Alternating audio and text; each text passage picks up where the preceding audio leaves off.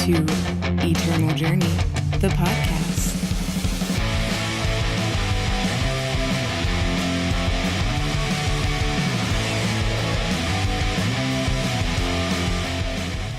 What is up, everyone, and welcome back for another episode of Eternal Journey, the podcast that talks about all things Eternal with a focus on limited play. Today, we're going to be doing a market mechanic deep dive. That's right. It's one of the flashy mechanics that the digital design team at Direwolf came up with to kind of combat the best of one tournament style. And so we're going to be diving into it.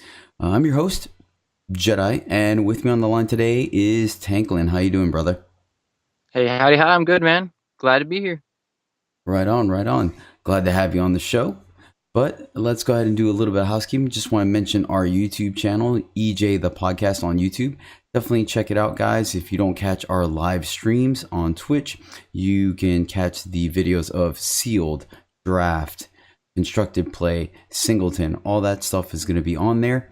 And yeah, you can catch it and watch it at your own leisure and hopefully still gain some value. So definitely follow us and subscribe there and click the alert button so you get notified whenever a new video goes up. Like today, I posted week 2 of the Homecoming Sealed event is on there, all 10 games. All right, moving right along, we're going to go into our pack 1, pick 1, where we are going to open a pack of the recent set, which is Defiance, and go over it as if we were opening it up in a draft and what our first and potentially second picks would be. Ready to go, Tanklin? Yes, sir. Fire away. Sweet. All right, let's go ahead and open up our pack here. Rip, rip, rip. And starting off with our commons, we have our Bleak Basin Guide. It is a 1/1 owl for 3, 1 time, 1 justice, 1 shadow influence. So one of the faction cards. It has flying and it has empower. Get a +3/+3 this turn. How do you feel about it? I really like Empower. This turn, I guess it's kind of understandable because it's such a high bump, +3 and +3. You're lucky, I think, to get. I haven't had much experience with the 3 factions going on, but so you would need every power card by the time you get to that 3rd turn necessarily to really, I think, optimize this card since it is a power, or since it costs 3. But I guess later on down the road, it's might be okay. But at itself, if you don't draw a card, you just have a 1/1 that costs 3. So I don't know if I'm just not seeing its potential, but it doesn't seem that great to me. Nope, I'm right there with you. You really want to play it on turn 3 where you're going to get max value from it, because then that means turns 4 and 5, it's going to be a 4/4 flyer. But the fact that it's tri-faction makes it a little difficult to hit that mark. You will do it, but not as often as you'd like. And then when you draw it later in the game, you're going to have less sigils to trigger it. So it's really might only going to be a 4/4, 1 or 2 turns after that. So not very high on it. Next up, we have Frost Talisman. This is a relic for 2 and a blue. It has a summon ability. When it is played, you can stun an enemy unit, which takes it out of the game for 2 turns.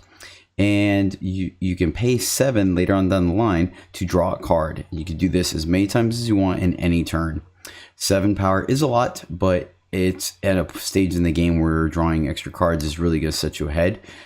So this card is actually good. I think you want total of 0 to 1 of these in your deck. I don't think really 2. They don't really work that well in pairs. Stunning 1 unit is enough to be comfortable having 2, but I think having 1 is fine. It definitely beats out Bleak Basin Guide, so that's the pick for right now. Agreed. Next up, we have Ironhook, which is a +2/+2 relic weapon for 3, and that's it. So your thoughts? I not too groovy with it, just because it's I guess a relic weapon. I don't find myself using relic weapons that much, but it's a you'll be dealing 2 damage and you got two for shields, so it's definitely helpful if that's what you're kind of going for around weapons and relic weapons and stuff. Still costs 3 though, so you're kind of I guess over 1. It's a filler. It really is, especially since in the same set, or you can pick up a 2/2 Talon for 2. So you get the exact same relic weapon except for 2 power instead of 3. So it's very much a filler. It's not going to beat Frost Osman. Next up, we have a Master Cartographer. This is a 2/1 Elf Explorer for 2 and a blue. And it has a summon, draw a card, and then discard a card. And I believe we had this in the pack last week. I was going to say the same thing. Yep.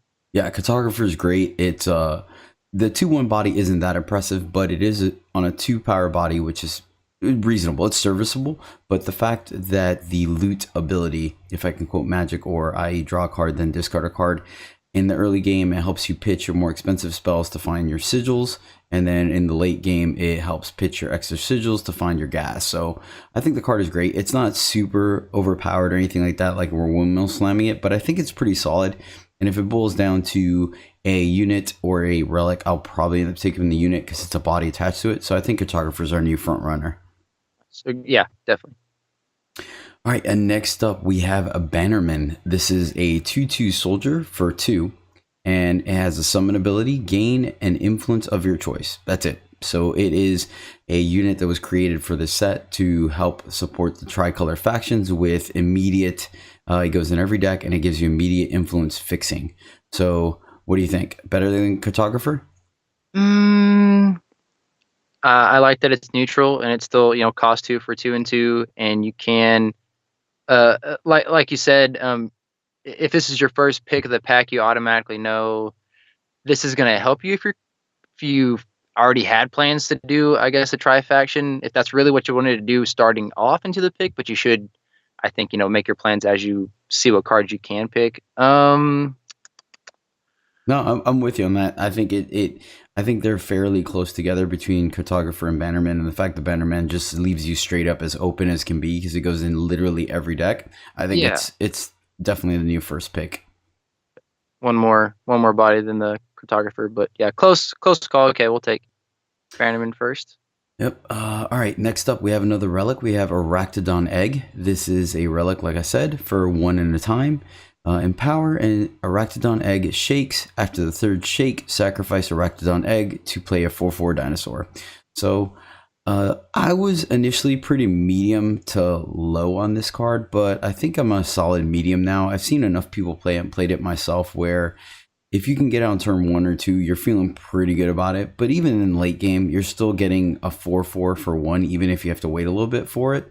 So I think it's fine. Not enough to beat Bannerman, but I think it's fine. Have you gotten a chance to play with it yet? I have not play with it, but I've recently I think had one out of a pack as well and read it and thought about it a whole lot because I like the idea that it's a 1 for a 4/4 pretty much. So either at the beginning of the game, round 1 or 2, you have it coming in pretty quickly, or at the end of the game, if you're rolling pretty good, it only costs 1. You can throw it down and just have kind of insurance later on. But I think Bannerman's still probably leading. Right on. Yeah, I agree. All right, moving right along. Next up, we have Unmoored Valkyrie. This is the 1/1 Valkyrie for 1 and a green, flying, and has renowned lifesteal. I think this card is just fine. It's a filler. You're not excited to get it, but you aren't pissed off that you had to pick it when you do get it. So I like it. It's fine. Still Bannerman. Yeah, exactly. We're not going to go into it too much. Ooh, here's a spicy one. Our last common. It is Conflagrate. Or Conflagrate. I don't know why I keep wanting to say Conflagrate. I have no idea why. But anyways, Conflagrate. It is a fastball for 2 and a fire.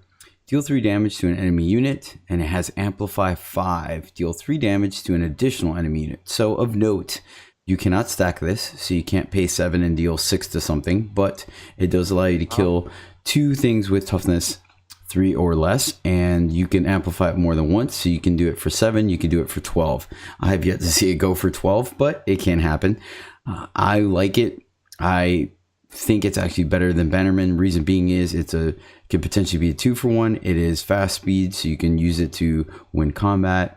You can essentially get 2 for 1s that way, and it's just a great card. It having only 1 fire influence means it's easy to splash, and it's removal. So I think this is our front runner for the pack. It's pretty useful in a lot of different ways there that you just covered. So without repeating what you said, yeah, I think you've got it covered. That one's a pretty good choice for first. Nice. So we have Conflagrate, number 1 pick. Next up, we have another removal spell, Defiance. Fast spell for 1 and a green. Kill an attacking enemy unit with cost 3 or less. or you can stun an attacking enemy unit with cost 4 or more. So, what do you think? Defiance or Conflagrate? Defiance. It costs just 1 in green instead of 2 in a red. And you have 2 options here to either kill the attacking unit or stun one that's just a little stronger or cost more. Still a fast spell as well. I would go with Defiance. I like Amplify a lot. If you have it later on down the road, you can utilize that. But this just costing 1 in a green could probably help you off earlier in the game, especially if they're kind of, I guess, rolling higher or doing a little better than you. To kill an attacking enemy with 3 or less, or stun for 4 or more. So you can probably find a use for it anywhere, and it only costs 1, and it's a fast spell. So I think I would take Defiance over it. I'm right there with you. Actually, the deciding factor for me is the fact that, yes, you can make the argument that Defiance does not kill a unit with 4 cost or greater, but the problem is that in most cases, Conflagrate wouldn't either. The difference there, though, is the fact that pump spells can potentially be a liability for Conflagrate versus Defiance. It doesn't matter how big the unit is. If it costed 3 or less, it's going to be destroyed anyways.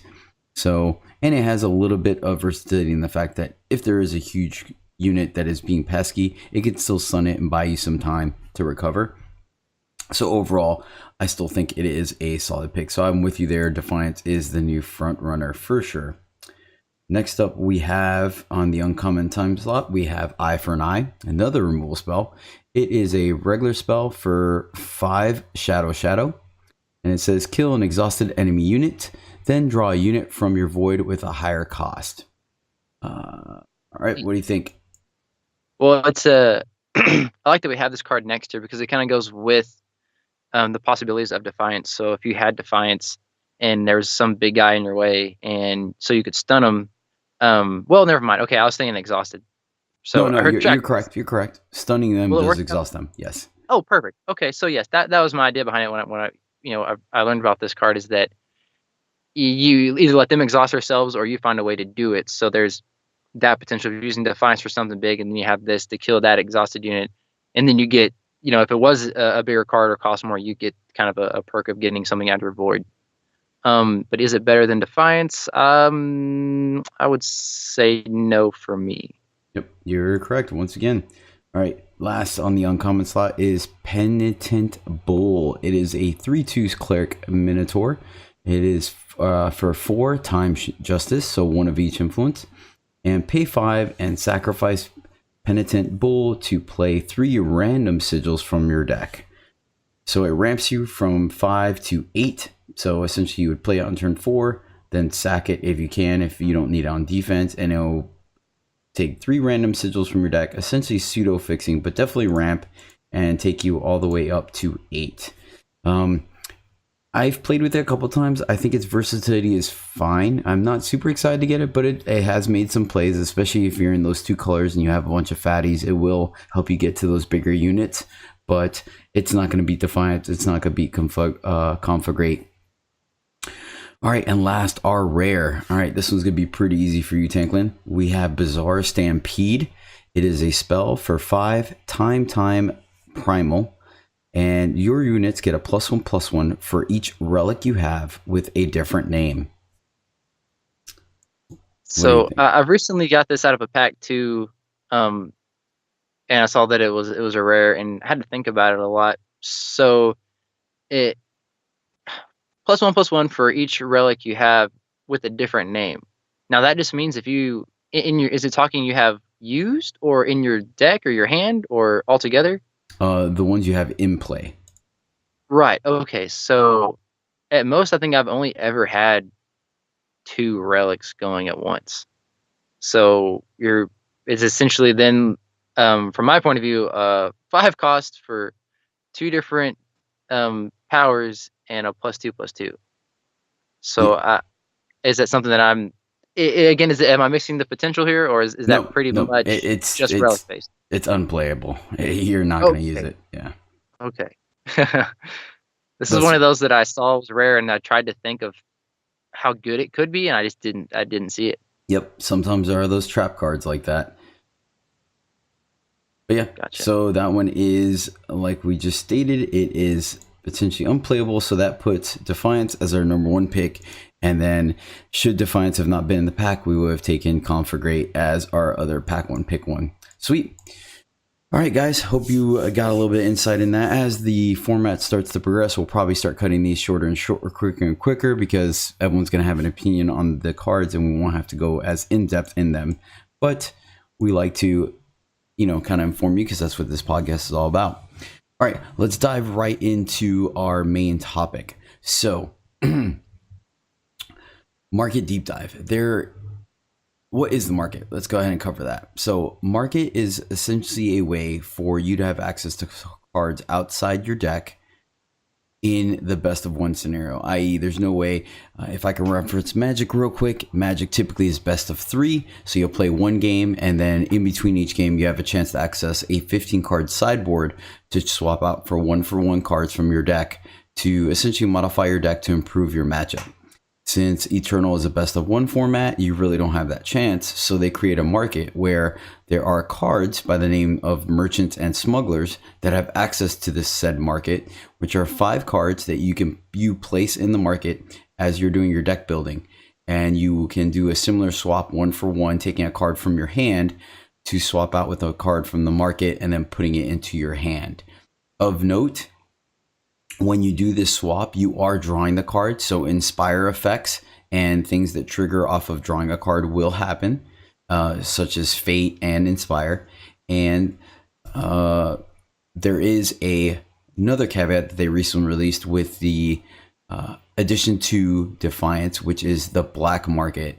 So initially, Merchant had access to a market and the merchants covered each color. So 1 for each faction. And they were only able to swap out cards of that specific faction from the market. You can put any card into the market, but you can only pull out a card of that respective faction.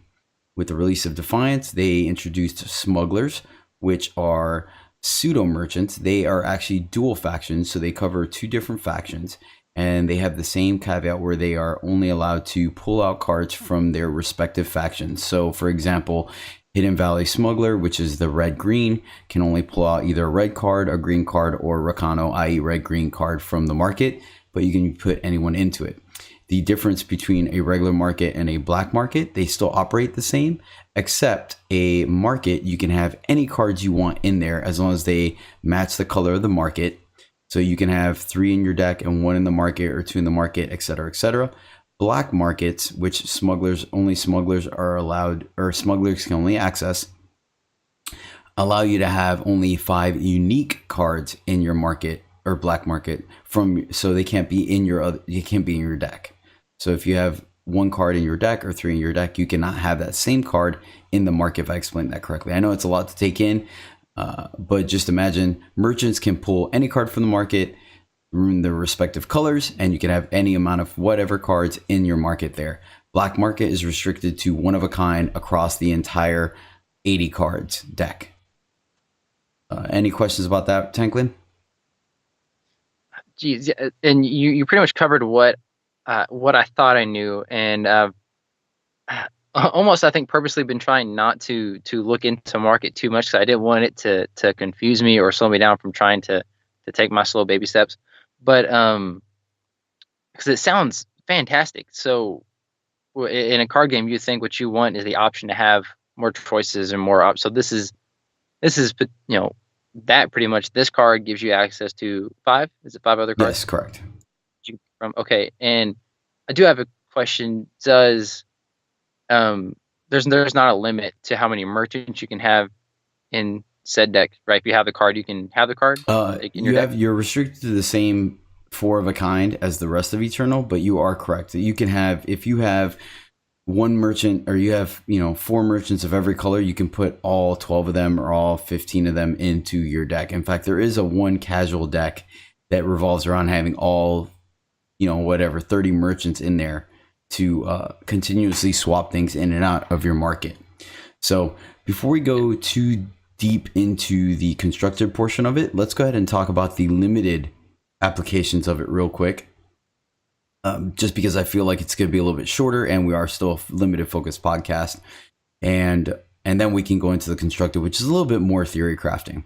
So for the limit application baseline, any merchant, you're typically only going to get one of them. If you're able to pick up two, then all the better, and hopefully they revolve around the same colors. If not, of note that there is only one market. So for example, if you have a shadow merchant and a primal merchant, you don't have like 5 cards in shadow, 5 cards in primal. They operate out of the same market. So that was my next question. I'm glad you stated that. I was wondering if it was then yes, a market or market per merchant. Because then you're, like you said, a potential. So one guy has 5 access to his cards, colors that you need just for him, and this guy has it for him. So it's any merchant accesses the same market. One yes. market. Okay. And that's part of the interesting part of deck building. So if you do end up playing, for example, 2 merchants of a single faction, or the merchants, not the smugglers, we'll use that from now on. Merchants are the single color ones, and smugglers are the dual faction. You would have to do like a 1 and 4 split, or 2 and 3 split, where 2 cards are primal, 3 cards are time, and then the respective merchant can only pull out the cards from that. Or you can do dual faction cards where both of them have access to that. So for example, if you were able to put in a card that was time and primal, then either or merchant can pull it out of the market, because they has the color identity of both factions. Does that make sense? See, I think so. With that's the difference between the two, also, right? That the merchant and smugglers, or they're both smugglers, but one. No, yeah. If you look at their classifications, merchants are the single color ones, and smugglers are the dual faction ones. And smugglers are the only ones that can pull out of, and smugglers can only access the black market.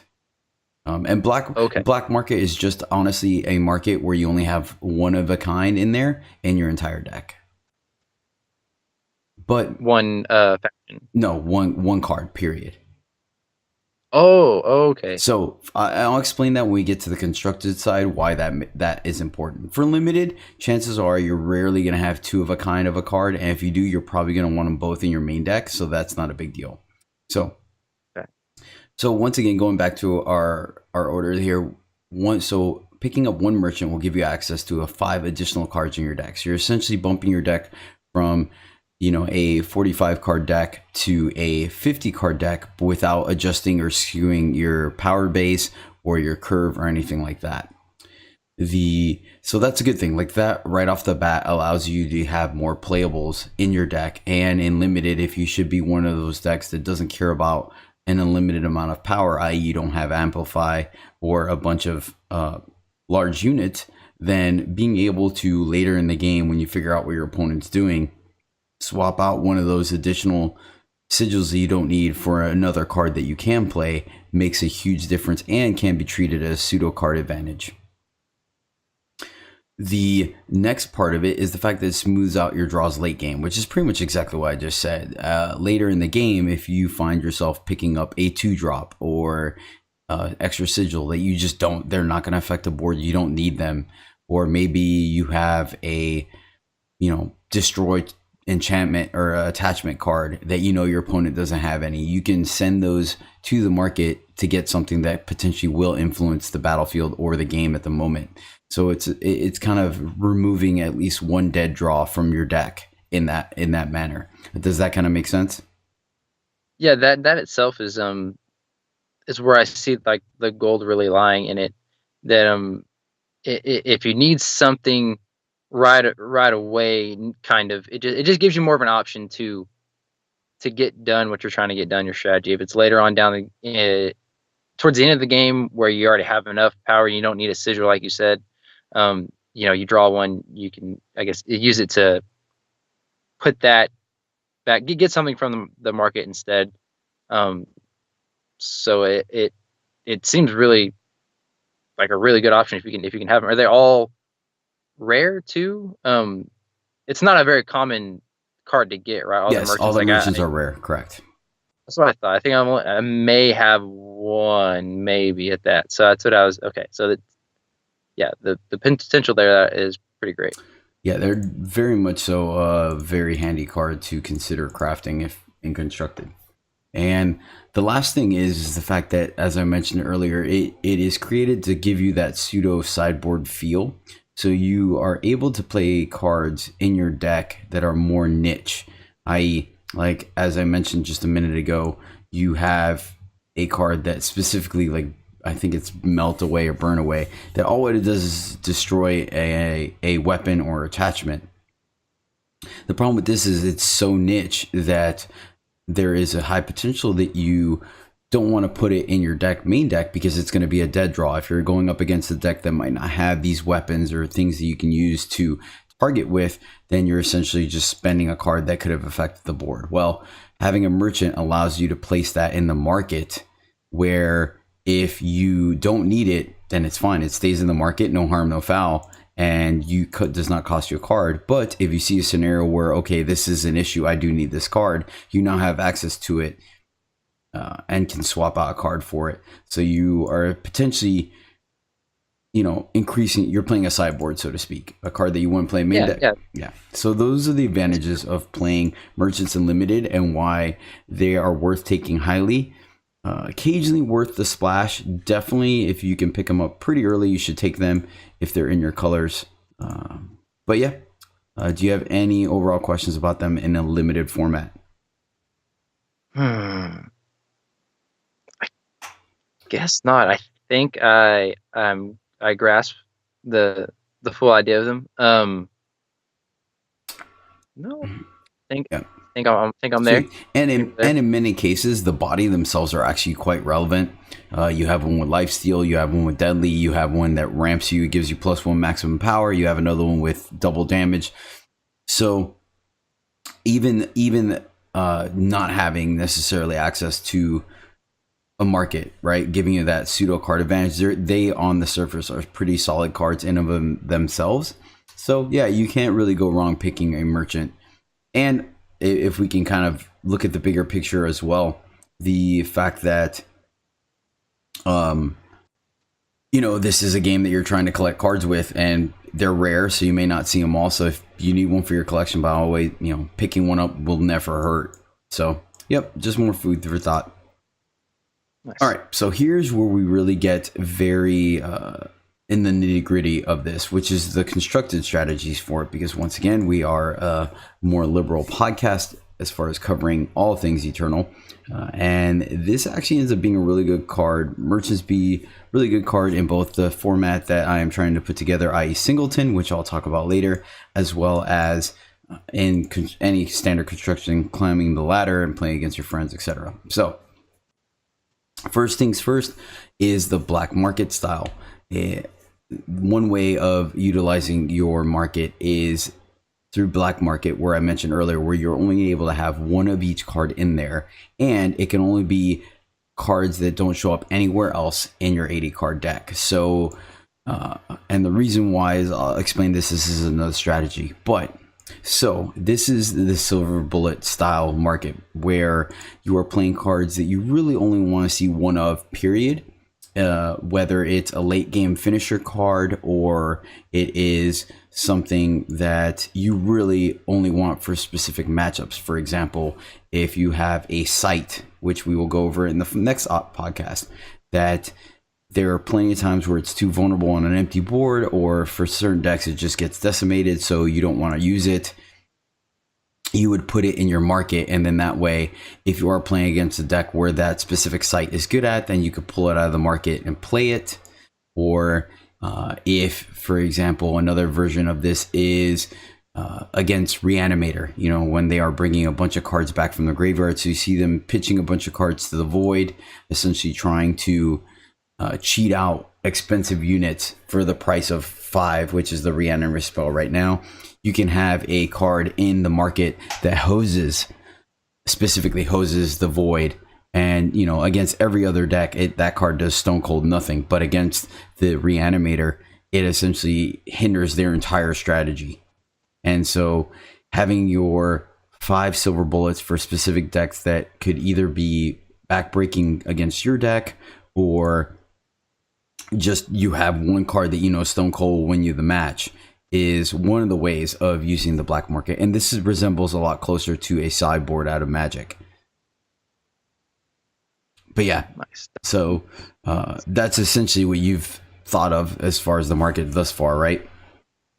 Right, and that's what I kind of put together, that you put these 5 special cards that, like you're saying, may not come against a lot of people that have attachments or run weapons and things, but if I have the option of having one on a sideboard or just in case, then I'll get something that you're referring to or earlier, that card or any other card that takes off an attachment, or flying. Every once in a while you'll hit a deck against someone who they're really based around flying, or I do, and I try to keep a couple flying in my deck for that reason. But I know there's certain specific cards that drop all flying, or do more damage, or something to flying for someone for that reason. Or I guess you could just or silence, have a couple silence cards on your market for that, or any other situation that would be good. Or like frost tiles, not just stuns, we just talked about that, but like that. Yeah, I see it being very, very useful for specific just in case reasons. Well, you are correct. Like you mentioned the talisman. You actually are correct. Like the fact that, for example, like talisman draws you cards later in the game. So if you end up going in a game where you realize, wow, this game is lasting a little longer than I anticipated, it looks like it's gonna be a while before we grind each other out and whatnot, you can have the talisman in the market and essentially pull it out later on, where you could immediately use it and start drawing cards off of, where in a typical game you would have to wait quite a while before you had access to that amount of power. Okay, right. It's the 7 cost to draw. Okay. Nice. So, okay, another trick. So moving on, this one is going to reference more of the standard market, i.e., you can have any number of units. This one smugglers can have access to. This is the standard market that the game was initially implemented with, and what this means is that you are only running merchants, and merchants can mix and match. You can have any number of cards, whatever cards you want, period, can go in your market. And strategy here is to essentially create 7 copies of a specific card in your deck. If you have a card that is a linchpin in your deck, like you want to see it every game as many times as you can, what you can do is potentially, for example, if it is a let's take Peaks, which is, I'll go back to the sites. So Howling Peaks is a site that is Skycrag, red and green, or red and blue, I'm sorry. So fire and primal. And if this is just something you want to see every turn 6 without a doubt, what some decks will do is, creative players, they will put 3 Howling Peaks in their main deck and then 1 in their market. Then they will run both the blue and the red merchant. Now, what I mean by, actually, this will give you 12 copies of a card instead of 7, but that's fine. What this is going to do is now every time they draw a merchant, it is potentially a Howling Peaks, because they can take a card from their hand, swap it into the market, and pull out that 4th Howling Peaks that they have in the market. So it ups the chances of them seeing that card every game, because instead of just having the standard 4 Howling Peaks in their deck, they have the 3 plus 8 merchants, 4 different, 4 and 4 of different merchants that have access to that 4th peak in the market. So you're increasing your probability of seeing the card that you want to see every game. And that's why sometimes they say, all right, well, that's essentially putting 8 or 12 or 7 or 11 copies of Howling Peak in your deck. The same thing works if you have only 1 merchant, like if you're working a monocolor or something like that, and you have 3 in your deck plus the 4 merchants, you have 7 copies of that specific card, if that makes sense. Does that kind of click how that dynamic or mechanic works? Right, yeah, and I want to make sure that I grasp it. So said merchant has access to this market, and you can have your Howling Peaks in there. Now, after I play my merchant and I pick Howling Peaks or whatever card, it's not in the market anymore. Is that right? Correct. Yes. Okay, I wanted to make sure I couldn't, like you have the probability or the chances of having, like you said, like 12 in your deck, but not like every time you have a merchant, you have the same.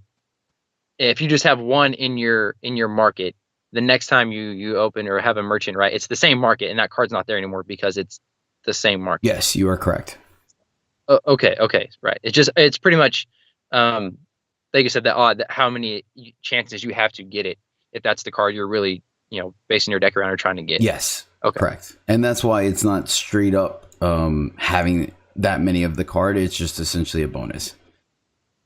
Okay. Or an increased probability of seeing it. Now, another side to this, which we'll discuss, actually, it's a great segue, so I might as well do it. Another option or opportunity that you have with having so many merchants is the ability to swap cards in and out of the market kind of a little more freely. So we had mentioned that, a lot of times it has your silver bullets. You want to get that one card that really makes a difference. Well, when you have access to 12 or 8 or 12 merchants, let's say you do see that Howling Peak, but you see the Howling Peak when you're stuck on 3 power, you can use that merchant to put another Howling Peak in the market, pulling out any other card that might be of more relevance, like a removal spell, like a torch or something like that you can use right now until you do reach that critical 6 power, and then you can pull the Howling Peak back out of the market. Versus if you're only running 4 merchants, then you're a little more skeptical about doing that because you may or may not be able to pull that card back out of the market. Does that make sense? Nice. Yes. Right. So when you pick a card, you can put one back. You can put a card back to the market. Like if I have one in play, you can put it in. No, not in the play. It has to be in your hand, and it's just a 1-for-1 swap. So to pull a card from your market, you have to pull a card from your hand into the market first. So it's always from your hand. It's always a 1-for-1 exchange. Yeah. Okay, perfect. Now that turns on like a light bulb, and I think it's what I thought before, and what you mentioned earlier about the effect Echo. So when you draw it, and it still counts right with the market, you double that card. So you could essentially have this card that you like that has Echo, open up the market, put him in there, swap from your hand, and you already have 2 in your hand because it had Echo and you drew it, and now you take it out of your market and it duplicates again. So if you wanted, you could like do Echo's effect works when you pull it in and out of the market. Is that right? Yes, you are 100% correct. That's exactly how it works, which is actually great that you mentioned that, because that is essentially the segue to the next point I was going to make, or the next theory as far as how you can utilize your market, which is the taking advantage of it as a draw engine, utilizing the cards that have both Fate and Echo, like you just mentioned. So exactly how you just mentioned it, the same thing works with Fate. So Fate is a mechanic that every time you draw the card, something happens. Echo, every time you draw the card, it makes a copy of itself. So like I mentioned at the beginning of this episode, using a card in and out of market is considered drawing it. So it does trigger the both Echo and the Fate. So the most popular one, you see this right now in Standard or Constructed, is the Zoe mechanic. Zoe gives you a 2-power spell, which is a treasure trove, and you can play it to draw a card. So the Winchest decks essentially have 4 Zoes in the main, and they continually, the very first thing they put in the market is a Zoe, still keeping the treasure trove to draw a card. And then later on, when they get another merchant or smuggler, they'll pull it back out of the market, getting the Zoe back, as well as another treasure trove to draw another card. So it creates an engine. And much like you said, same thing with Echo. If you have a unit that has Echo, you'll get 2 of them right off the bat. You can put one into play and then put the other one in the market. And whenever you pull that second one out of the market, you will get a third of that unit. And that is a really solid card draw mechanic, so to speak, utilizing the fact that pulling cards from the market is drawing you cards. So yeah, it works exactly how you said. Yeah, that's very exciting. That sounds just like fun. If you could just throw some stuff together that had echo and see what could happen and have a multitude of stuff in and out. Now, this is something I guess would be a good question to ask for everyone. Does the merchant card have access to the market once it's played one time, or every turn you can access the market from merchant? Only when you play it, when it's summoned. Okay. I was just thinking like, wow, is it like do you want to use it every turn? Like, does it give you that option? If you could do it every turn, that'd be ridiculous. Yeah, but that would be pretty amazing. But no, sadly, yeah, you're only able to utilize it when you play it. Yeah, correct. So one time. Now, if you bounce the merchant into your hand and then play it again, then yes, you'll be able to. You'd be able to, like we just said, yeah. So if you have 3 merchants or 2, use one merchant to put, or if you have in your hand, that's right, it has to be from your hand. So, but vice versa, yeah, use a merchant to put a merchant in the market. Is that right? Yes. And oh my gosh, this is like merchant inception stuff. Yeah, for real. That's ridiculous. So, and so those are the 2 main methods of utilizing our market and black market. Now, there are a couple of niche things that is worth mentioning. The first off being the fact that there are cards in the game that potentially remove all 4 copies of a card from your deck. Primarily, there is In Cold Blood, which you can get from a campaign, but there is also Reign of Frogs and other such cards like that. So what they do is they take a card from your, just pick any card. Like for example, if we're going to use In Cold Blood kills a unit, and if the unit happens to be of the Justice faction, then it removes all the units from that same unit out of the game and puts them immediately in your void, and they're void bound. So this, because the market is outside the game, essentially, it allows you a small form or layer of protection. So if you happen to have, you can put you can keep 1 unit in your market, or if you know this is coming, you could potentially, and you have 2 in your hand, you could put 1 in the market on purpose. And whenever those spells trigger that essentially clean all 4 copies of a card out of your deck, it will skip over the 1 in your market because it doesn't see it. It doesn't identify it. And then later in the game, you could pull that card from the market and still use it as you normally would. Nice. Yeah, and really mess up the other person's idea they were trying to work into it. Okay, that's really good to know. Yeah, a lot of it. Neat. Yeah, it's a whole nother sideboard. It's a whole nother I don't know what not world, but separate thing from your deck, so it's not affected by certain aspects like that. Okay. Right. Nice. Yeah, and then the last point, which I actually I think this is ongoing discussion. I like it. I think there's no definitive answer as of yet, and so that's one of the reasons why I can appreciate it, is whether to put a banner or power in your market or not. So some decks and some players like to run 4 cards and then have a power, either a sigil or typically a banner, because the banner ends up being 2 colors, as well as you typically can guarantee you're going to have a unit in play at that moment because you just played a merchant or a smuggler.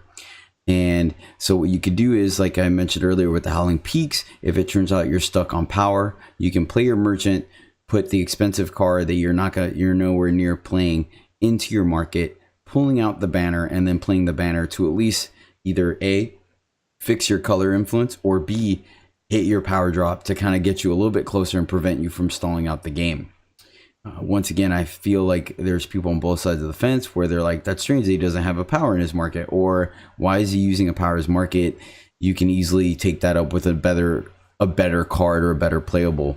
So I honestly am kind of in the middle. For if I'm playing a more control-y, go longer type game or deck, then I will put a banner in the market, because I feel like hitting my power drops is a lot more important, and I could easily just lose the game by not getting there.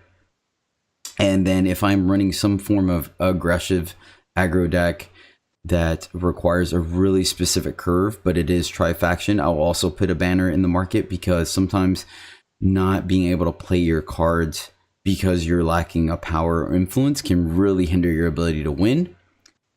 So yeah, I actually like putting a banner in the market. Now, if I'm playing some kind of efficient deck that doesn't really require or anything like that, then I am more inclined to not, and then just run all 5 silver bullets in the market, which I have done. Like, for example, my Winchester deck, rarely do I have color influence or power problems because it does so much searching and card filtering, so I do not. How do you feel about that? What's your take on it? Nice. I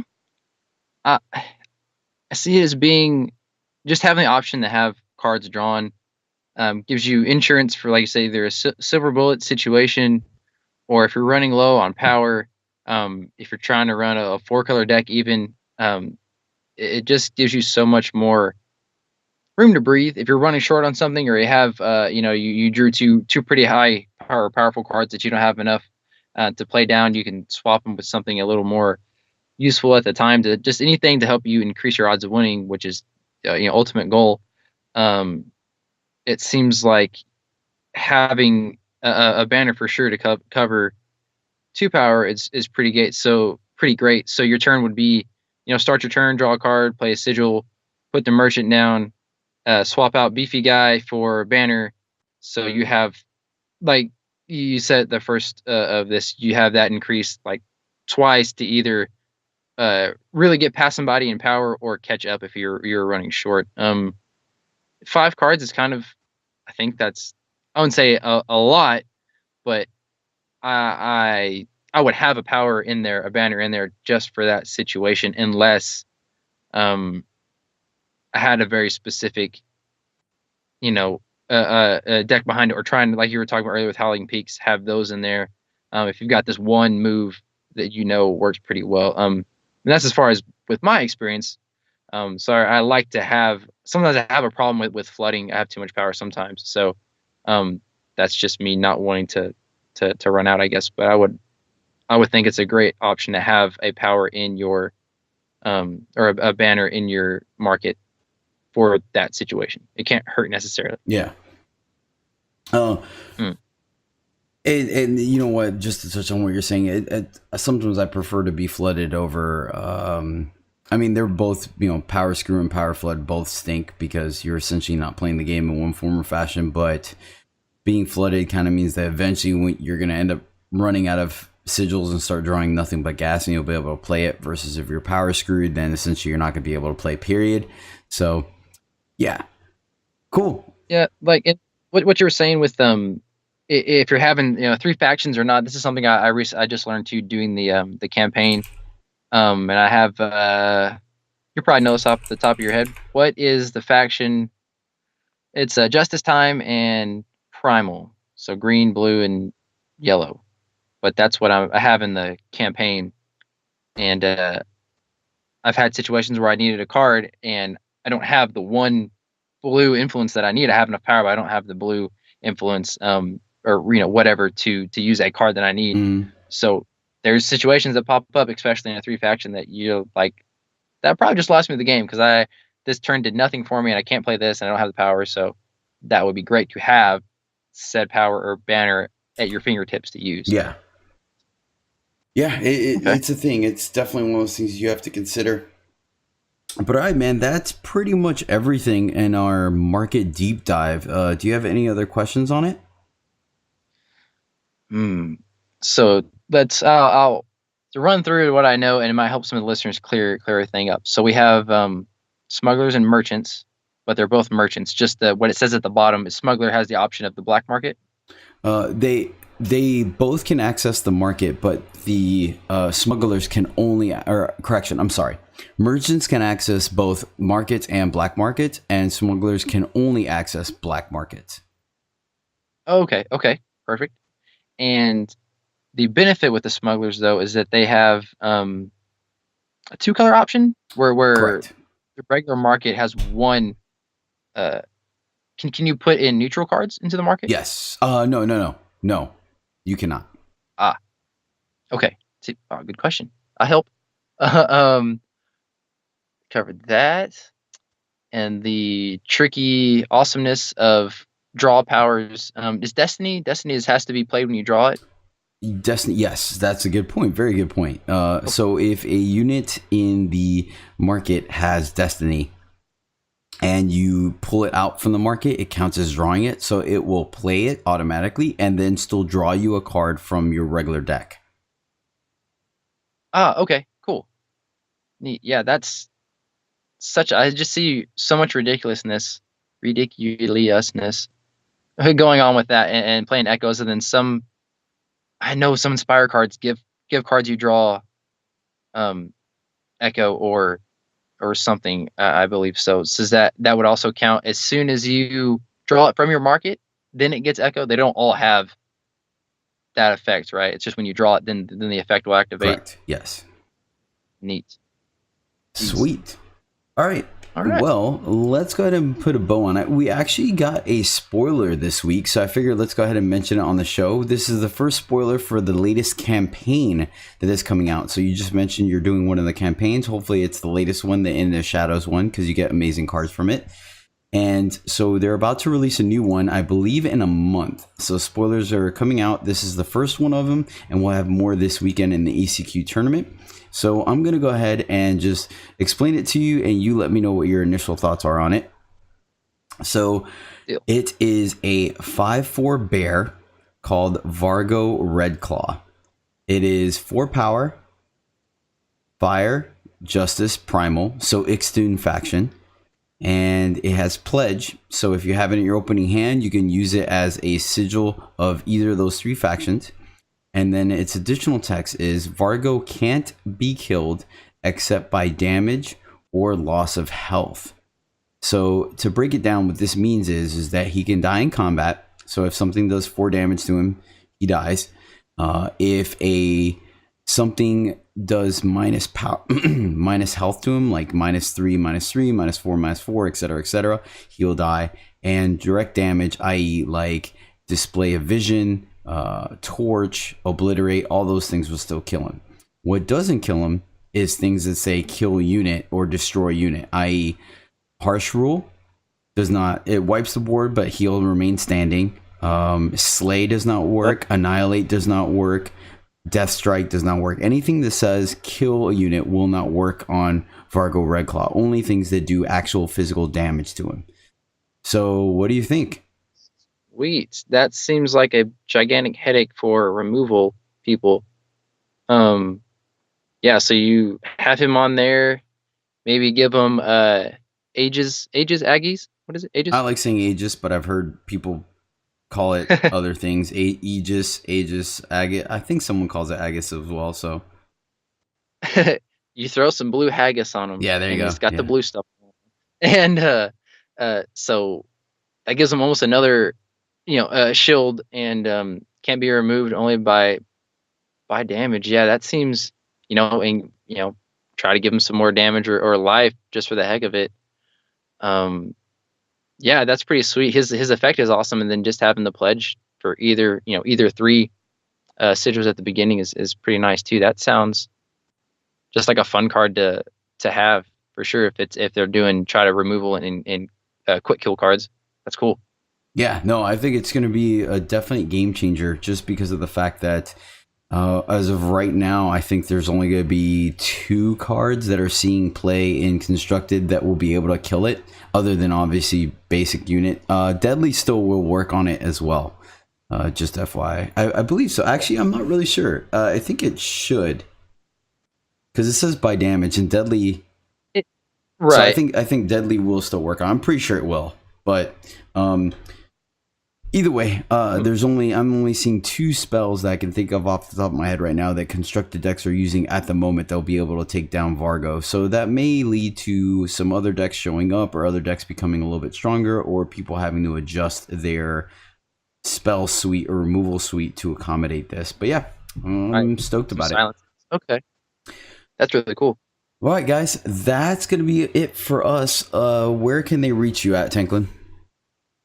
As far, you can just shoot me a message on Instagram, just FrankColburn.OCR. I'll be on there.